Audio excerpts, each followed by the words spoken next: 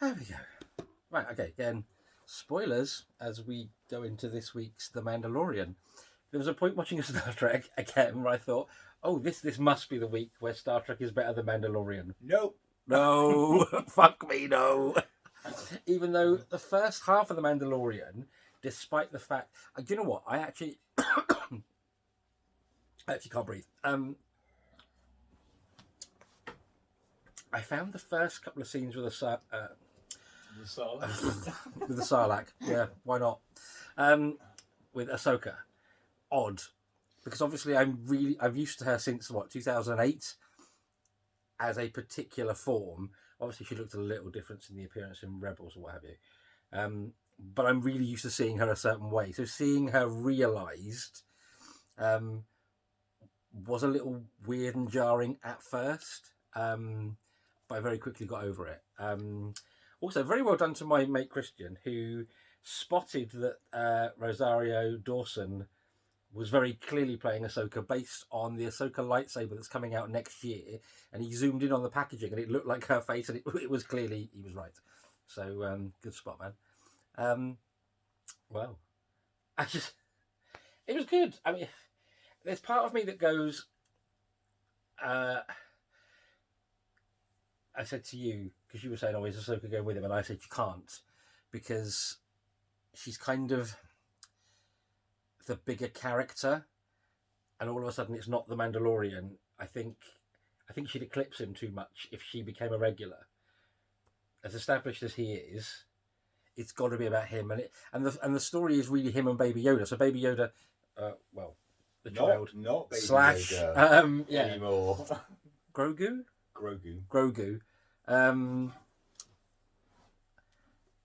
It's their story. So at the same time, he was never staying behind, because they're not going to lose that merchandising, are they? Let's face it, they're not going to throw away one of the biggest merchandising opportunities they've had in fucking years. And it's kind of, yes, you can have a whole other where the Mandalorian goes on different missions, quests, jobs, whatever. But I think until this is all fully resolved, and there is now so much, there are so many layers, and it massively, it's just a sequel series to Clone Wars, really. To a degree, Rebels. To an even lesser degree, the original trilogy. It's more about Clone Wars than anything now. Because then you've had Ahsoka, Bo-Katan. And then, on top of all of that, Thrawn. What the fuck? Oh my god! I actually properly gasped and clutched my pearls. It was a real because you've not seen any of this. You know presumably from spin-offs and whatever. I'm familiar with Thrawn from the Heir to the Empire. Right. Never actually read the books, but I know about him. Where he turns up in some of the animated stuff. I know he's Chiss as well, because Chiss is one of the races you can play. Yeah. In the Old Republic game. Yeah. Right. Okay. So one thing what I will say actually, one thing I do know about Thrawn is I think I read the intro or the first chapter or whatever to one of the books he's in, which unfortunately just reconfirmed the reason why I tend not to read those kind of books, which is that basically, obviously, he's this great military, tactical, logistical genius. But let's just say whoever was writing him in this particular book I read doesn't know how to portray that in a convincing way. So it's basically, he is all these things because the author said he was, rather than actually demonstrating it. So that kind of, unfortunately, no reflection on Thrawn, but that kind of put me off Star Wars fiction for a long time. Well, when did I read those books? When they came out? So 1991. I was going to say that's Heir to the Empire, 91, 92. Many years ago. And then I can't even think of the second two. Dark Force Rising, and Herbie Goes Bananas. I can't remember, but again, I'm sure there are people out there that will tell us. Yeah, absolutely, of course they will. But I enjoyed Heir to the Empire. Can't remember much about it at all. Really can't remember fuck all. I know it's what brought Mara Jade in, that trilogy. Yes. And Thrawn, that was where he first came out. I know that the one I was reading had the Mad Jedi. I want to say it's Saboeth or whatever it is. Is that how you say that? I used to look at the word and just know it. I never knew how to pronounce it. I think I called him K-Both or Kabir. Yes. Yeah, But it's him. It's that series anyway. That him. So yeah, yeah. See, I don't remember much about them. I vaguely remember there were dreadnought ships in the second one. Right. Couldn't tell you a thing about the third one. But apart from also, as a trilogy, they kind of mapped out and mirrored the original trilogy. Because, of course, you're talking before prequels and all this stuff. This was the first thing that wasn't one of those three films, the holiday special. The first beginnings of the EU. Or essentially Sprinter of the Mind's Eye. That's kind of what I did Star Wars Weekly. We had a comic strip in it. There wasn't really what it became. That's what sort of kicked it off. So yeah, I don't remember much about them. I'm vaguely familiar with Thrawn from bits and pieces I've seen of him in, I want to say Rebels. Is it Rebels? Or is he in Clone Wars as well? It's something of a blur. Because I've not... assume he'd be in Rebels. I think it's Rebels. Because I think the whole point is he comes to power as... I'm just picturing him in my head, and the style of the animation is more Rebels. Anyway. He's now in this. So on top of... Well, full disclaimer, he's not actually in this episode. Yet. Anyone No, not yet. If anyone's stupid enough to be watching this video before they watch the episode, which goes, what are you doing? Yeah. For starters. Like, why? Why would you do that? He's not actually in this, but he does get massively name dropped. Yeah. So that was a real like, what the what? So you've now got him impending. Yes, because I can't lie. The whole thing was with Ahsoka was the whole trying to find out who the magistrate, the villain of the episode, who Hamas was, and I was convinced it was going to be where is Moff Gideon? No, they threw a much bigger curveball than that. That's what I was expecting. Even up as far as where is and then when it wasn't that. Yeah, it was Christ on a bike. It was like they're tying if the cat knocks the camera off, this could all go fucking horribly wrong. Because we've now got two cats on a table right behind the camera tripod. If it happens, I'll just pick the camera up. But wow, we've had worse things happen while we've been filming these. But anyway, so I was trying to say, so you've now got the Darksaber and that whole Mandalore thing, Bo-Katan, Ahsoka.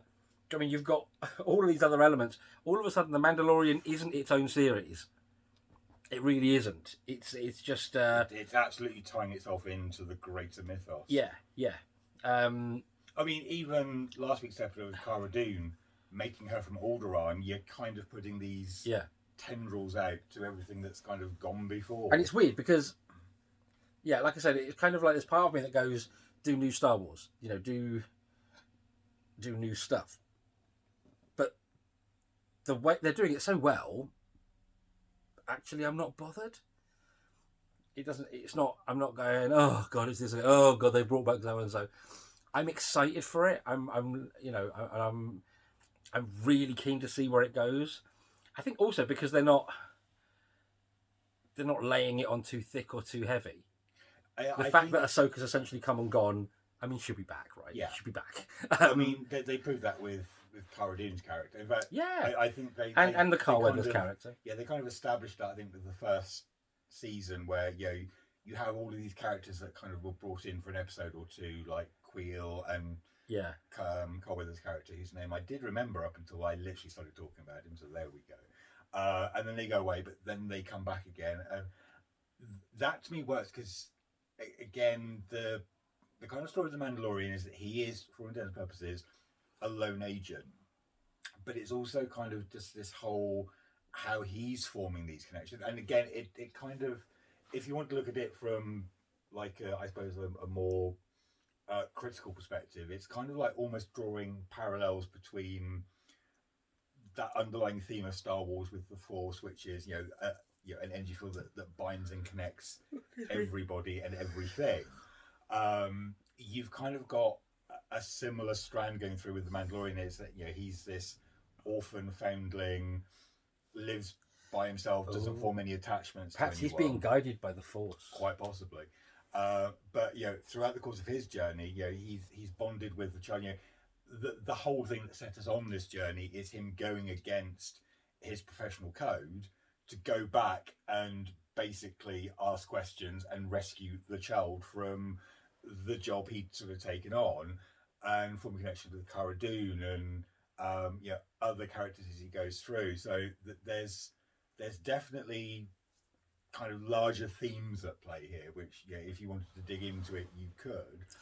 But I think it kind of going back to what sort of you were saying about this, to anyone else out there who works in this sort of thing, this is how you do a show that kind of sits within an established timeline, that draws from that timeline but doesn't get swallowed up, or more importantly, first season of Discovery, doesn't just ignore what's gone before and what's been established because it thinks, no, we want to do it this way.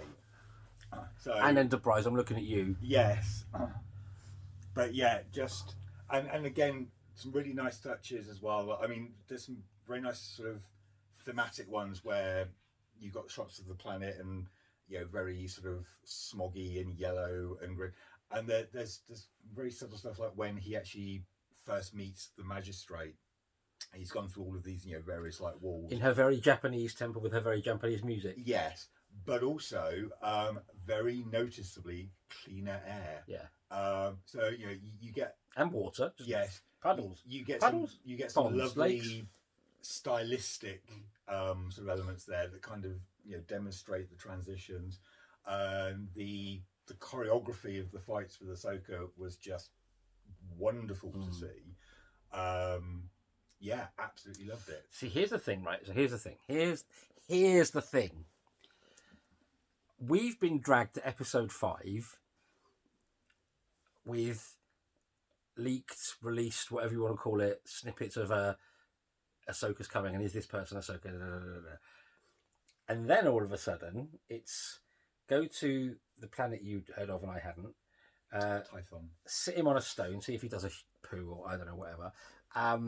And see if a Jedi comes to him. He's paraphrasing slightly there. Ever so slightly. So all of a sudden, there's now another Jedi coming, and it's a tease. So it wasn't just as the spirits of the Jedi may talk to him, the Force might reveal itself to him. See if a Jedi finds him. Very closely was the sentence. Implying to me, there's a bigger character to come. Who would it be? Because you can't, if you bring Hamill back, you've got to kind of de-age him.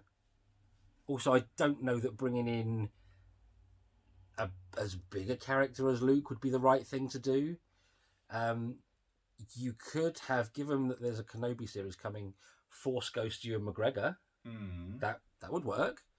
And isn't as big as bringing Luke, Leia, Han, Vader.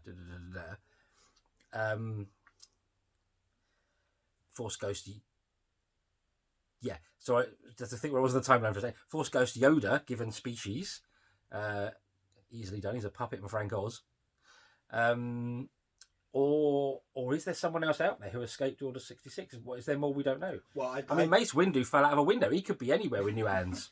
I think fell out of a window. In some respects, that's the key thing, because it kind of just highlights the fact that with the best will in the world, an order, small though it was, and even though everything up to that point is kind of established that yes, the Jedi Order itself was stretched to its limit during the Clone Wars and having to be in all these different places and all these different times, that you are not necessarily with one order going to wipe out every single Jedi in the galaxy, barring 2.